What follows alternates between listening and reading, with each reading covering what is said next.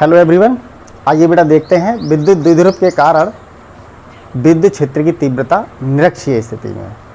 ये भी बेटा वेरी मोस्ट इम्पॉर्टेंट है।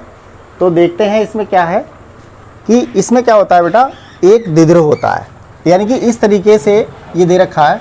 माना ए बी एक विद्युत द्विध्रुव है जो -q तथा +q आवेश से मिलकर बना है। तो आइए देखते हैं। सबसे पहले क्या है, माना ए बी एक विद्युत द्विध्रुव है, तो इस तरीके से आप बनाएंगे चित्र। देखिए चित्र से हिसाब से, माना ए बी एक विद्युत द्विध्रुव है, यानी यहाँ से यहाँ तक जो हमारा है वो ए बी विद्युत द्विध्रुव है, और ये -q तथा +q यानी कि -q और +q आवेशों से मिलकर बना है। ठीक है बेटा, ध्यान से समझिए। यानी कि ये क्या है, ए बी एक विद्युत द्विध्रुव है जो -q तथा +q आवेशों से मिलकर बना है, और इनके बीच की दूरी कितनी है, वो 2l है बेटा। कितनी है, 2l। कितनी है बेटा, 2l है। अगर हम इसको दो भागों में अगर डिवाइड कर दें, अगर हम इसे दो भागों में डिवाइड करते हैं तो ये क्या होगा बेटा, दो भागों में टूट जाएगा। तो a से o तक की दूरी कितनी हो जाएगी, l, और b से o तक की कितनी हो जाएगी, ये भी l। तो यानी कि इसको हमने क्या करा, मध्य बिंदु मान लिया o, दो भागों में डिवाइड कर दिया। अब यहाँ से यानी कि ये मध्य बिंदु o से निरक्षीय रेखा पर स्मॉल r दूरी पर एक बिंदु हमने क्या लिया है, P लिया है बेटा। क्या लिया है, P। और यहीं पर हमें क्या करना है, विद्युत क्षेत्र की तीव्रता ज्ञात करनी है। कौन सी स्थिति में बेटा, निरक्षीय स्थिति में। तो आइए अब हम क्या करते हैं, सबसे पहले अब यहाँ पर थोड़ा ध्यान से देखिए। अगर ये हमारा त्रिभुज है, इसको इतना छिपा लीजिए, तो ये हमारा त्रिभुज बन रहा है। तो ये वाली भुजा अगर आप देखेंगे तो ये क्या कहलाती है, कर्ण कहलाएगी। और ये क्या होता है, आधार होता है बेटा। क्या होता है, आधार। और ये भुजा कौन सी हो गई, ये कौन सी हो गई बेटा, परपेंडिकुलर यानी कि लंब।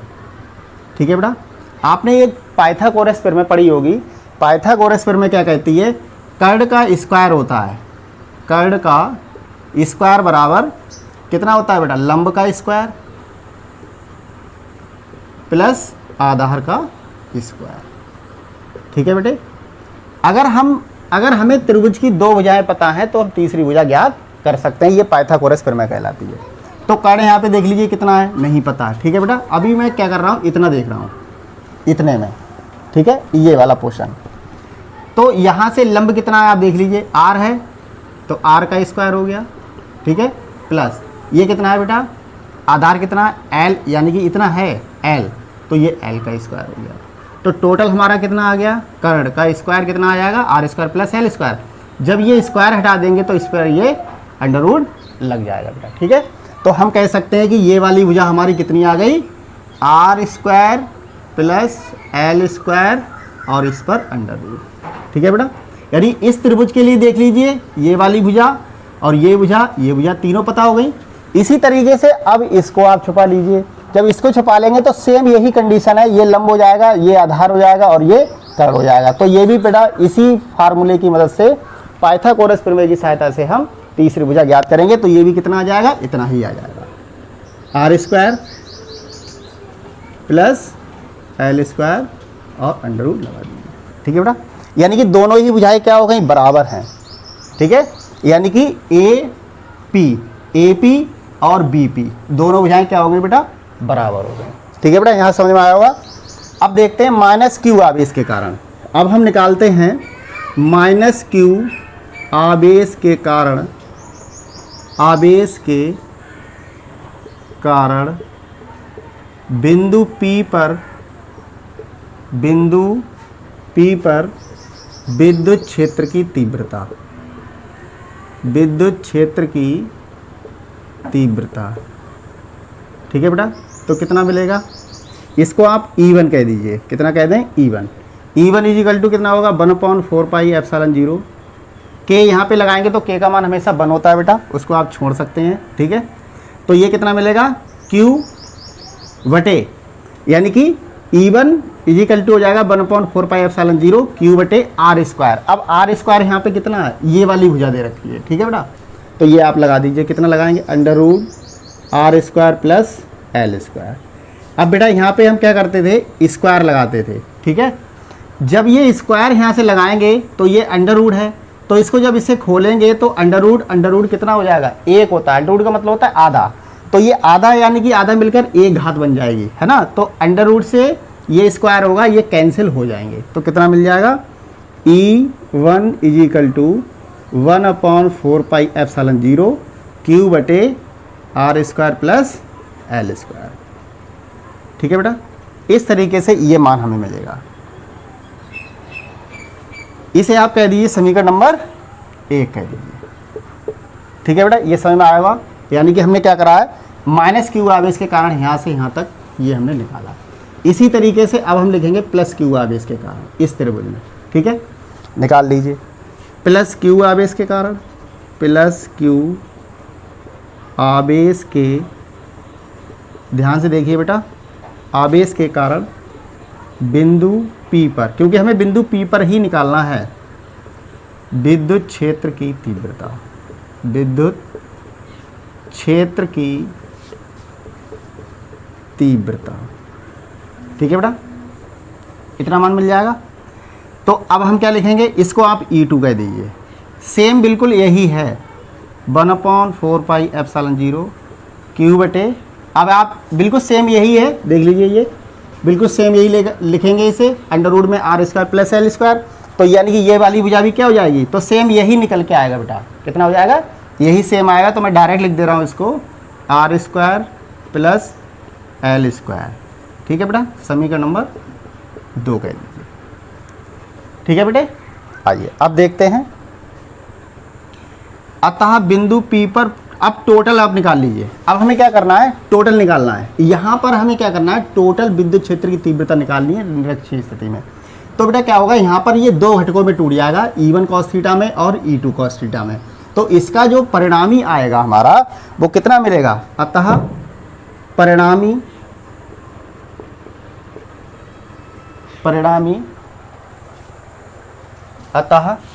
परिणामी विद्युत क्षेत्र की तीव्रता,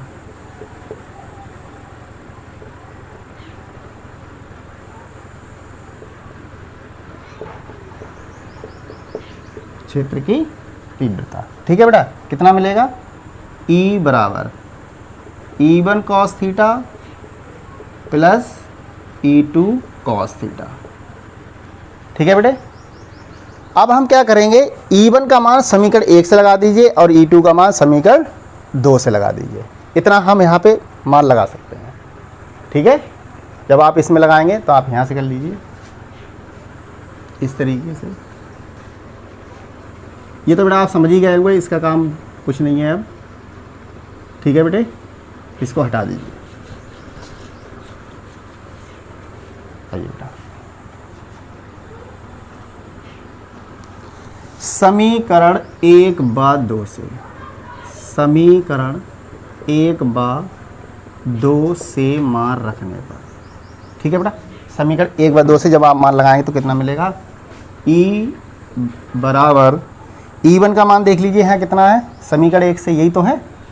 तो E 1/4πε0 क्यू बटे r square plus l square plus 1/4πε0 q बटे r square plus l square into cos theta. यहाँ पे बेटा कॉस थीटा मिस हो रहा है, यहाँ पे कॉस थीटा लिख दीजिए। ठीक है बेटा, यहाँ कितना आएगा, कॉस थीटा, हटा दीजिए इसको, कॉस थीटा प्लस 1/4πε0 या एप्सिलॉन नॉट, बात एक ही है बेटे, क्यू बटे r square plus l square. ठीक है, और इंटू कॉस थीटा। ठीक है बेटा, इतना समझ में आया होगा। अब क्या करेंगे, अब आप देख रहे हैं यहाँ से इतना और ये बिल्कुल सेम है। क्या है बेटा, यानी कि सेम है, तो ये 2 के बराबर है। कितना है ये, 2 के बराबर इसको मान सकते हैं, यानी डबल है, एक ये हो गया, एक ये हो गया, 2 हो गए। तो ये लिख लीजिए 1/4πε0 और क्यू कर लीजिए इसको, और ये बटे में r square plus l square, और ये कॉस थीटा।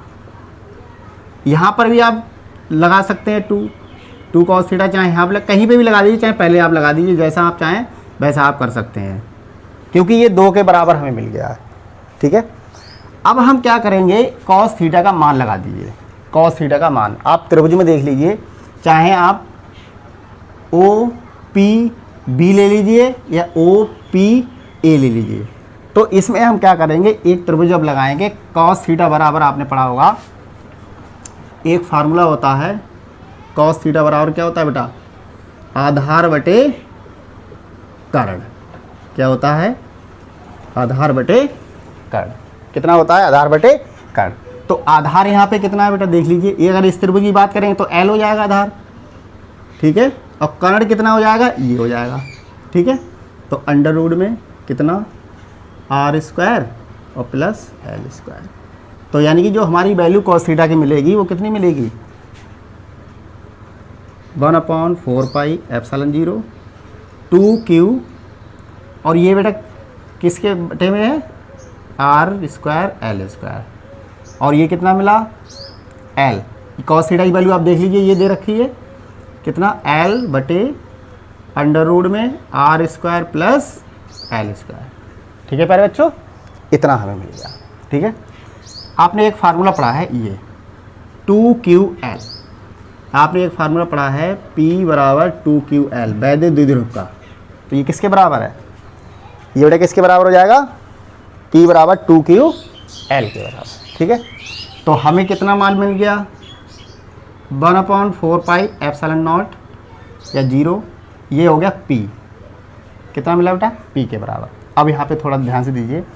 अब यहाँ पे देखो बेटा, ये कितना है, r square plus l square. ये पावर कितनी है, 1 होगी, और ये अंडर रूट में कितना है, आधा है।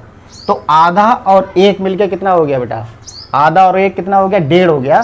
1.5 को हम क्या लिख सकते हैं, 1.5 को हम 3/2 लिख सकते हैं, यानी 3 के 2 इससे 1.5 हो गए। तो यानी घात इसकी कितनी बनेगी, 3/2, ठीक है बेटा। तो ये घात हमारी कितनी हो गई, 3/2 के बराबर, ठीक है बेटे। आप यहाँ पे ध्यान से देख लीजिए, ये घात 1 है और ये आधी है पावर में, अंडर रूट का मतलब होता है आधा। तो आधा और 1 मिलके क्या बन गया, 1.5। 1.5 को हम क्या लिख सकते हैं, 3/2 लिख सकते हैं, ठीक है बेटे।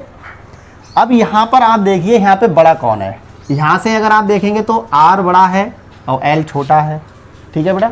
तो R क्या है, अतः यहाँ पे क्या होगा, R क्या होगा प्यारे बच्चों, R बड़ा है L से, तो R स्क्वायर और बड़ा हो जाएगा L स्क्वायर से।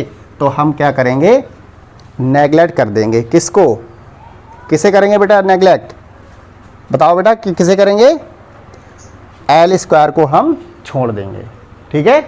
L को नेगलेक्ट कर देंगे या छोड़ देंगे, बात एक ही है।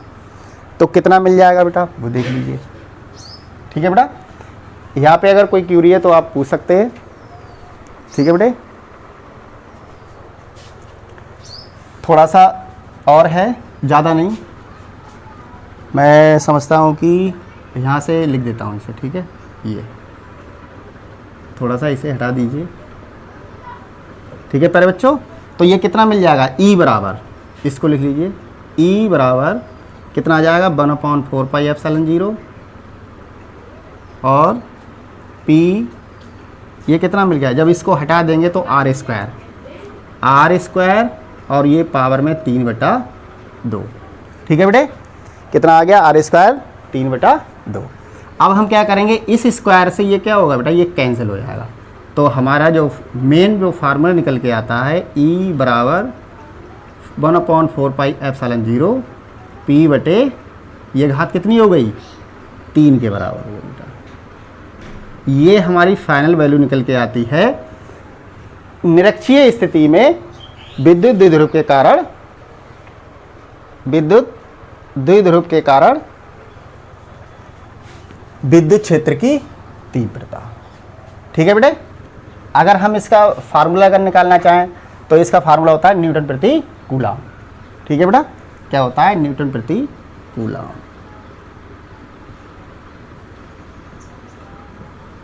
क्योंकि यहाँ पे E बराबर F/Q होता है, ठीक है। तो उस F का मात्रक न्यूटन होता है और कूलम यानी कि Q हो गया। तो इस तरीके से हम निरक्षीय स्थिति में हम इस फार्मूले को डेरिवेशन के तौर पे हल कर सकते हैं बेटा, ठीक है। इससे ज़्यादा कुछ नहीं बेटा। आप इसका स्क्रीनशॉट कर लीजिए। जब हमने आपसे वादा किया है कि 90+ आपको नंबर दिलाना है तो दिलाना है। आप इसका स्क्रीनशॉट कर लीजिए और आगे नेक्स्ट वीडियो में फिर मिलेंगे। तब तक के लिए जय हिंद, जय भारत।